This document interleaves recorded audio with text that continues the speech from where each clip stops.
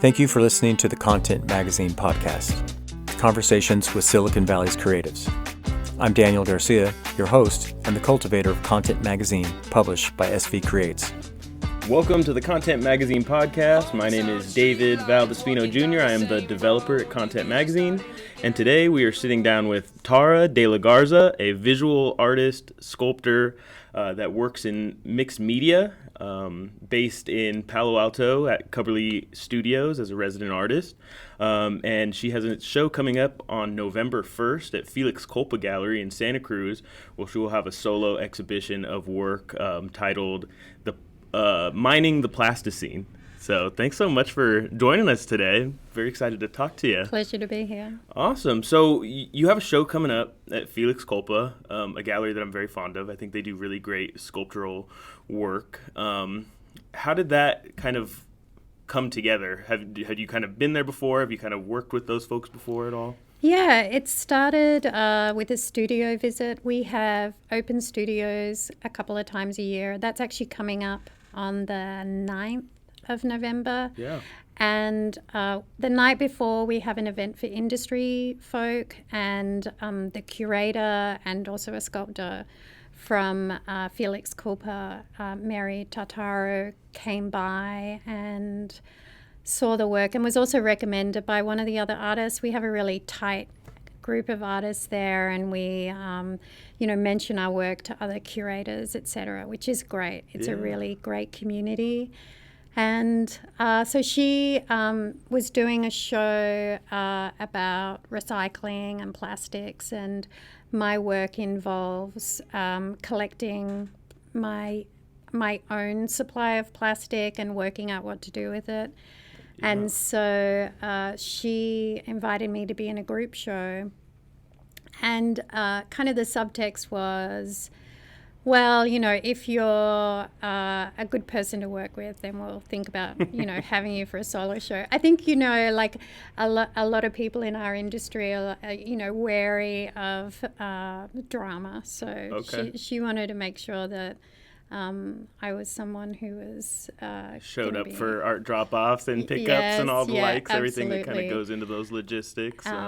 So yeah, it was a fun show, and it's an amazing space. Yeah, it's it's got this kind of industrial vibe, which really I think my work lends itself to. So I'm super excited about filling the whole space. Totally, yeah. So let's kind of talk more about your work in the present tense, and then kind of zoom out and kind of go back to kind of your journey and kind of how you got here. But your work is focused on environmental justice, kind of ecology, kind of the timelines of the consumption that we kind of engage in like a modern capitalist society.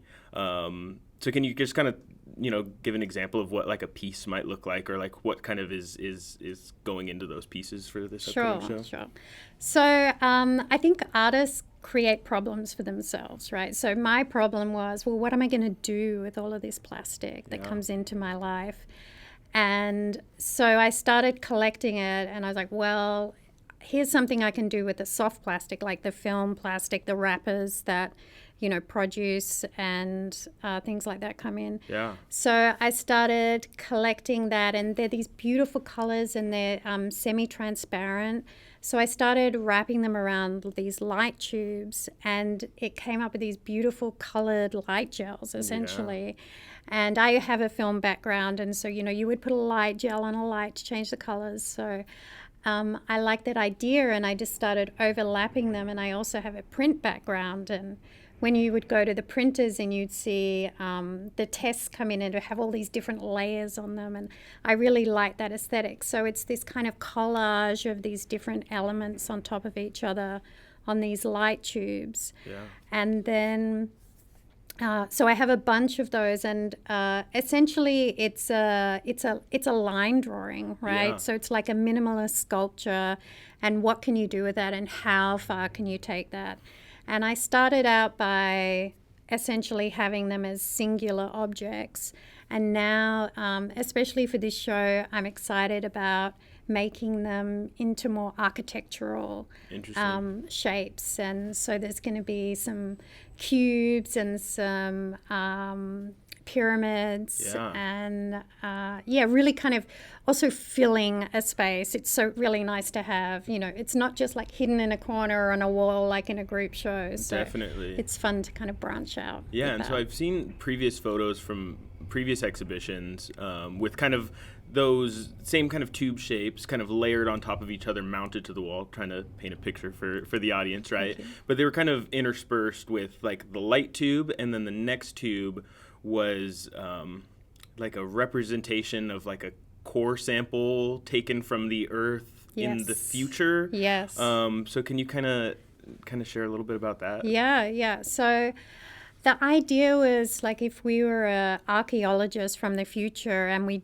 drilled a core sample, like what would we find? And then you would go through all the different eras, the Paleolithic, the Jurassic, the Ice Age. And then you would come to like the 1950s onwards, and you would suddenly have this burst of plastic that was showing in the core sample. And so I wanted to represent that in these sculptures.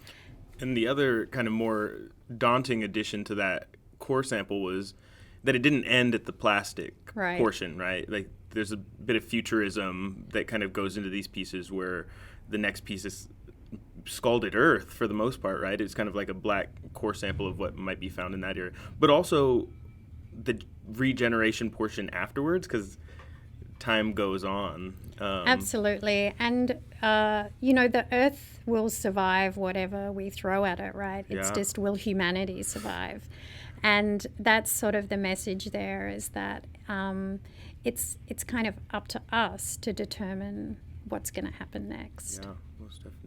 So, I mean, moving through time and into the future, let's kind of wheel it back into the past, right? So you'd mentioned experience in film, in printmaking. I know that you went to school in Australia and studied art as well.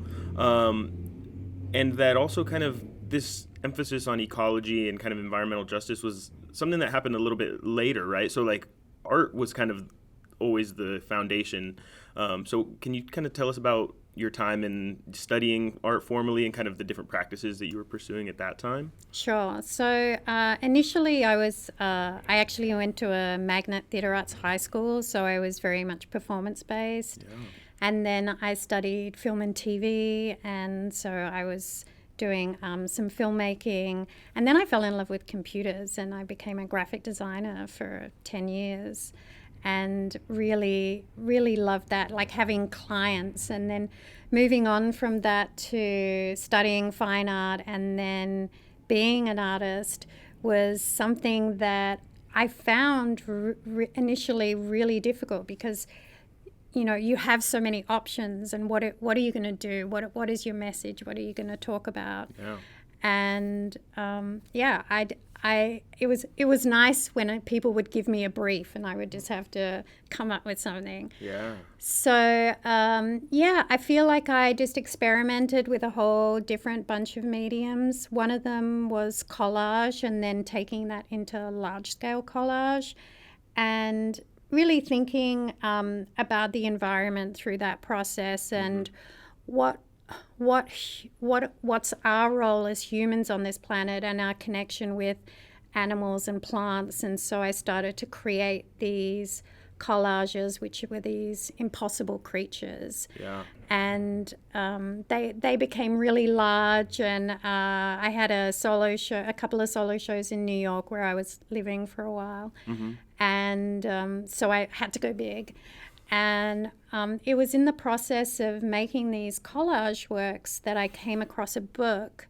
And this book had a photo of an albatross that was decomposing. Yeah. And in its stomach was a complete mirage of plastic. So it was really confronting, and I had this kind of visceral response to that. And I started investigating how it was possible that on this remote island of Hawaii, that it was there was a bird completely full of plastic. And then, talking about the North Pacific Gaia, however you pronounce that word. And just looking at our impact and then working out what it was that I could do to mitigate that impact in some way. Yeah. I mean, that's kind of an interesting evolution of, a show that's kind of about animals and to some extent animals that may or may not be possible through the art of collage, right? But then stumbling across an animal that seems surreal in the natural world. But is it safe to say that kind of experience, like because you were working in, ecology and kind of human impact to a certain extent before, but that made you question, like, what can I do, right? Or like, how can my artwork physically have that kind of impact to kind of lead to where you are now? Yeah, so it was like, what can I have the visceral response. Now what is the actionable response that I can have? And what did that kind of like ideation process look like? I thought it was really interesting earlier when you were mentioning just the collection of plastic with not necessarily a defined goal or concept yet. But how did that kind of ideation process look? So I just started collecting my plastic, and then also doing lots of research. That's something else that artists love to do, is go deep and down rabbit holes. Yeah. And so I went down the rabbit hole of, well, where is our plastic going? This was after 2018 when China stopped taking boatloads of our plastic, and, going to Recology and doing tours, and they're doing amazing things there with their plastic, but that, like, the way that they sort it. But then at the end of the tour, you're like, well, now what happens to it? And then they just sort of back away quietly, and there's still not a really great solution to that. But I'm very much involved in that through my nonprofit, which we can talk about later. Yeah. But there is a lot of hope, and there is a lot of things happening with that plastic now. But at the time, it was like, okay, well, what can I do? I'm one person, and I guess I have this kind of, it's a very much an Australian philosophy that, like, one person really can make a difference, and we have this this very kind of groundswell approach to things, and I think because it's a country that is so far away from everything else, it's like, well, let's make it happen, let's make something happen. So I went to Australia and saw these people recycling plastic in this really interesting way, and that was really inspiring. But back to my plastic. So I was collecting all my plastic, and then I was collecting the hard plastic as well. So the soft plastic, I was like, well, this is a nice thing, wrap it around some light tubes. And then the hard plastic, I really like this idea of sequestering it. The idea that plastic is at its most damaging when it becomes a microplastic, and then we start to ingest it and inhale it, and it gets into our water streams, and it's a really big problem. So I was like, well, how can we contain this plastic? And obviously on a really micro level, I'm doing that in my sculptures by embedding it in concrete, and that kind of comes back to the core samples. It's like, well, let's contain this, let's sequester it into the concrete and make these minimalist sculptures from it, and then just see what kind of textures emerge from that. And it's kind of this conflict, right? Because plastic is incredibly useful. Yeah.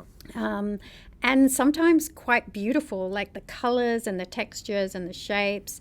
And so I guess I have this kind of push-pull where I'm really enjoying the look and feel of that, but also ultimately coming up with this message that, we have to contain and we have to reduce. Yeah, that's really interesting.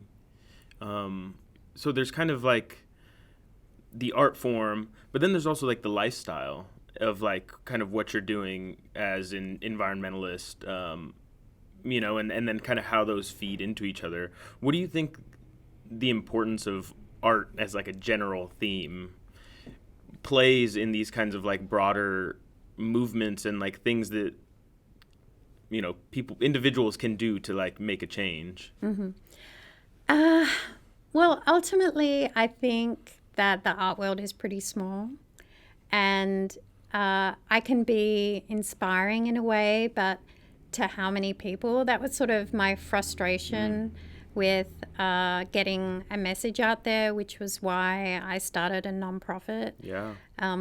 So I run a nonprofit called Inventurous, and we're recycling plastic locally and creatively.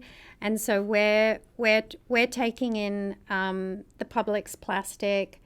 At the moment, we're sort of we're curating it to certain types of plastic. Yeah. At the moment, we're taking black plastic because that won't go through the sorting systems because the robot can't read the symbol on the bottom. Yes. So I'm like, well, what can I do? I can take black plastic, I can shred it, and I can make it into objects. So right now we're designing objects that we're going to make molds for, that we're going to make useful to the community. And we're taking soft plastic and we're fusing that into sheets and making objects such as bags out of that. Yeah. And then also holding workshops in communities where we're teaching people about what you can do in a kind of a fun way, but also how to reduce your overall use of plastic and getting that message out there. Yeah. And through public art as well, we're doing a public art project that's starting on Dia de los Muertos, actually. Oh, brilliant. Yeah. And so what's kind of the scope of that, your nonprofit that you're working on, right? Like, are you collecting, like, where are you collecting plastic from? Is there like a certain area where you're trying to do more public art? Is there plans to grow? And Well, for example, the project, we're making these papel pegado flags that we're using recycled filament and putting it through a 3D printer and making those. I'm working with a Mexican-American artist, Fernando Escates, with that project. And the idea there is to take in the community's plastic, show them that we can shred it right there, make the filament and turn it back into some art. And so to show, because I think there's also a cynicism about recycling. We're not really sure, that it's actually happening. Yeah. And that cynicism is for a reason, because traditionally, up until now, that hasn't really been as part of the circular economy. Yeah. And so on a very micro level, how can we build this circular economy without also having a massive carbon footprint? So if we're recycling this stuff, but then we're sending it off somewhere to be manufactured or remanufactured. Yes. So how can we do that on a really micro level and do it in a way that is a repeatable model? So I'm part of this community called Precious Plastics. And it's a very much a open source model that we all help each other, and we all build machines for each other and use each other's machines to recycle and manufacture these products. And the idea there is if a bunch of small operations can open up in each town, then we can actually really have a massive impact. Only 9% of plastic is being recycled in the US right now. What if we can add another 10% per community onto that? Then suddenly we've doubled the recycling process. Yeah, I mean, that's really interesting because these large-scale problems that are kind of caused by modern society and kind of that globalist mentality, right? But also how small communities are kind of required to start tackling this. And I think it kind of speaks to that one person can make a change when you stop looking at things from global, 30,000 feet level and start looking at your own community. But then also these issues that require an artistic approach and outlet. So that's pretty awesome. That's very cool. Yeah, I think the creative aspect is also really inspiring for people, and that we all have agency, right? That we can all see a problem and come up with a solution, I think is empowering. Yeah. I thought that was kind of an interesting point earlier when you talked about like in Australian kind of mentality or like a cultural viewpoint on the power of the individual. Can you share like more about like what it was like growing up? You grew up in Australia. Yes. First of all, let's get the timeline. Yes. So you grew up in Australia. You went to college, studied in Australia as well, and eventually came to the U.S. But what was it like growing up in Australia? Like, were you always interested in art, or like what kind of things were you interested in growing up? I mean, I was a theater kid, so I was definitely interested in performance. And then in college, the first time around, when I was studying film and TV, I was hanging out with the art kids, and I was also doing photography, and I got a show in a show at the Perth Institute of Contemporary Art, doing a kind of conceptual piece. And that sort of got me really interested in, I think, the power of the individual, right? Because on a film set, you have so many people, and I think that was the reason that I really got into graphic design as well. It's like, well, what can I do by myself? Not that I'm a very insular person. I like actually working with groups. Yeah. But it felt like having the agency to create by myself was something that was really empowering. Totally. And but yeah, growing up, I mean, like I would go to the tip, what you guys call the dump, with my dad, and back in the day, you would actually go and drop stuff off, and would spot things and pick stuff up. Yeah. And he was a carpenter builder, so we would make things together. So I really liked that aspect of making things.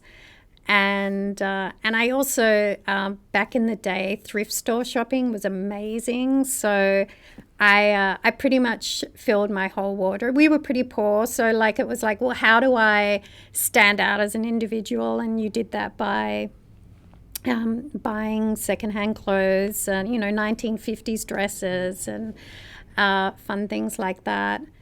And really piecing things together. And then like I had friends with farms, and they lived more in the country, and I would go and visit, and their dad would have a whole shed full of like anvils, and it's like, well, why? And it's like, well, you never know. And these are people who grew up in the Depression era, and they just collected everything. And there's something about collecting that I really like. I mean, I collect plastic, but I collect art, and I collect all sorts of things. So I think it was not having very much and just being really grateful for what you had, and like seeing everything as a treasure. Yeah, that's awesome. I mean, there's kind of like an inherent resourcefulness and kind of like ecological mindset in those times, right? Like thrifting has kind of become like, don't buy new stuff, right? So like there's an ecological mindset to that. Also like holding on to things that you need instead of just buying something new every time, right? Was that kind of ecological mindset, did that ever enter your mind as you were kind of growing up at that time? Like, was that like a talking point for... Definitely, yeah. And it's, I grew up in this pretty hippie town, Fremantle, Western Australia, and it was all about that. People were composting back then, and it was, and I guess like there was no Amazon delivery service, right? It was just like you kind of make do with what you have, and I think. Also coming from a really pristine environment, I think that it was something that we that we really valued. I mean, we had carpet on the trains. And so it was like coming from that environment and then living in New York, where it was just like, as I was living in Williamsburg when I first got there, and I was like, oh my God, this is the complete opposite of how I grew up. And I think that I see things and I want to fix them. So like I would take photos of trash in Williamsburg and just kind of want to clean things up. And I think I still have that that desire to fix things. And so, yeah, that kind of leads me into the work I'm doing. Yeah.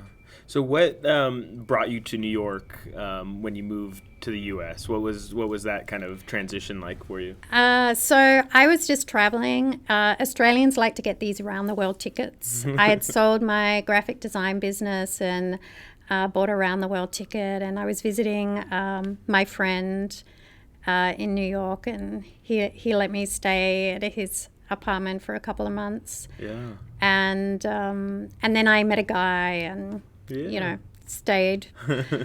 And then I was like, well, what am I going to do? And so I went back to school and studied fine art, and that one I actually did online. Okay. And that was an interesting process. But I was like, well, I have to supplement this with, being in the art world. And I was living in at that time I wasn't, but and past that I was living in Chelsea. Mm-hmm. And so I was going to galleries every day and really immersing myself in the art world. And I started working at the Chelsea Art Museum, doing graphic design work for them. Okay, cool. And then the head curator there, I was working with her, Manon Sloan, and we started working together. And then it was 2008 when the financial crisis happened, and we founded an organization called No Longer Empty, where we had exhibitions in empty storefronts. There were lots of empty storefronts. The first one we did was at the storefront in front of the Chelsea Hotel, which was amazing. And we worked with artists like Yoko Ono. It was an amazing time, and that was like an even better education than anything I could imagine. Yeah. And then I had my own space in the Lower East Side, and I was just doing experimental stuff there. Late at night, I was like just grabbing people off the street and taking photos of them. I was doing this series where I took photos of people by the light of their cell phones. Yeah. And that was when people were just sort of starting to use them. And it was this ethereal light that was shining up. And now we're used to it, right? Everyone's on their cell phones. And I was showing some really interesting experimental artists there. So just, really getting immersed in the art world. That's really cool. There's definitely kind of like the through line of like kind of that activism and like the potential of like an individual, and especially when an individual kind of gets together with a group and you kind of all start moving in the same direction. But even with your mention of kind of like the cell phone photos, right? It's almost, and especially now, right? We kind of see the problems with cell phones and all this stuff, but it's almost like recognizing an issue, but like also seeing kind of like the beauty in it, which is I don't know, no point there, but just kind of interesting. No, I think it's definitely having that level of observation, right, that artists have, and it's something that you kind of train yourself to do. I remember years ago I went on this like bush tour, and they gave us like a little slide frame to look through, just to look at, because to me it was like, the Australian bush, it's just like kind of like, it's just out there, But when you can zoom in on something on that micro level and like really appreciate it, and I think that's something that artists learn to do, right? Yeah. then maybe how to depict that so that other people can appreciate it, I think is definitely something that I learned. That's great. Awesome. So you have your nonprofit that you're working on with communities. You have your practice that you've been working on also. You're also part of the Cubberley Studios in Palo Alto. So I kind of wanted to touch on that and kind of what that's about for folks that don't know. But you're a resident artist at Cubberley in Palo Alto. So kind of how did that come about for you? So every few years they open it up for a juried selection. I think they had one like about a year ago. It doesn't happen that often, so it's kind of like when it comes up, you should really get in there because it's an old school and decommissioned school. And the studio spaces are massive. It's basically a whole classroom and really high ceilings. They have radiant heat in the floor. Like I came from really divey studio spaces in New York. And coming to this, I mean, it's still a little run down, but it's complete luxury compared to the old synagogue I used to have a studio in the Lower East Side, and it's really started to build into this wonderful community of artists. So if you're lucky enough to be juried into the studio residency there, you really have this community of artists that are all looking out for each other, and like we all kind of like pop in and visit each other, and it's great to have, because I didn't realize initially how it can be quite isolating to be an artist. You're like in the studio just doing your stuff, drippy synagogue, right? And so to have this community of people where you say, hey, do you think this is working? And someone will say, maybe you can try this. And we don't really do that in a formal way. And maybe that would be an interesting thing to do as well, like crit sessions. But it's really, that's one of the most wonderful things about it, is to have that community of other artists. And to really kind of feed off each other's work. And there's really brilliant people in there doing great work. And how many folks roughly are kind of in the space? There's around 20. Okay. Yeah. And then are you all, is it like classrooms? Are you like next door to each other? Can you, everybody's kind of got their own door, you can? Yeah, some of them are shared. I started out in a shared studio, which was tricky because I like playing loud music. So I kind of like having my own space. And I make a giant mess, especially when I'm working in concrete. And the idea of that kind of flying around into someone else's studio was not that appealing for other people, I'm sure.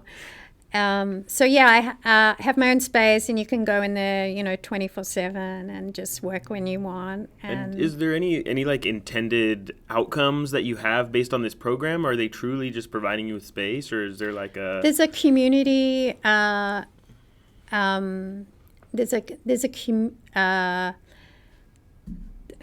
What am I trying to say? So twice a year you have to do some kind of community project. So like a workshop or something in the community.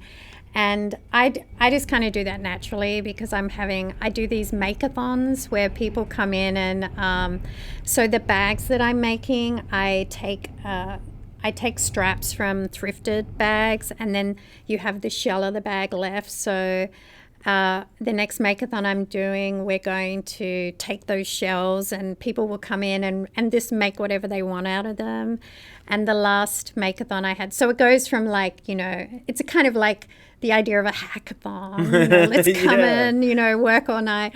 And people just come in, and I have so many materials collected over the years. So people just come in and grab materials and make things. And that's a really nice community event for people to come and do. And then we have the open studios, which is also nice for people to come. But yeah, there's always something. Someone's always doing some kind of workshop, either in the local libraries or somewhere. So we're very much community focused and trying to really give back, because our studios are subsidized by Palo Alto. So it's really nice to have like that conversation with the community. And I noticed for your upcoming show at Felix Kulpa Gallery in Santa Cruz, opening on November 1st, that you have a workshop planned for that show. And then I also read that there was a book release or a book associated. Yes. Can you tell me a little bit about that? Yeah. So when I was a graphic designer, I was a book designer. Okay. And I had a show a few years ago that myself and the other artists, we made a limited edition book for that had like an individual cover, and we produced those. And actually that book ended up in the Metropolitan Museum of Art's collection in the Watson Library. And so I was like, oh, it's time to do another book. So the idea is to kind of show a little bit of the process of going from the collage work into the current body of work, and how that evolved, and having some people write some stuff, and also having an individual. So I'm going to have a fused plastic cover strip that is going to be on each of the books, so they're also going to be individual. I'm really hoping that it's going to be ready for that launch date. Yeah. I haven't actually even started on the book yet, but I'm pretty quick. Nothing like a deadline to exactly. get you moving. So exactly. How many books do you plan to be in the series? Not to stress you out, but so it's going to be an edition of probably 30. Okay. But it might be up to 100. I don't know. I'm definitely going to make 30 and then see how exhausted. And the workshop will be having people come in and help you put the books together? That's a good idea. Well, actually, we were going to fuse some plastic, so that's not a bad idea. Hey, I really love that idea. Thank you. Yes, that's what it's going to be. Brilliant. Awesome. So, couple things just to wrap up, and we can talk more about the show. You mentioned playing loud music in your studio, so I have to ask, what kind of music are you listening to? What kind of music are you into? That's a terrible question, because if anyone looked at my Spotify playlist, it would be really embarrassing, because it ranges from... I'm listening to a lot of Jeff Buckley at the moment. Okay. Who I really love, but I'll listen to some crooners. I mean, I guess Jeff Buckley's a bit of a crooner as well.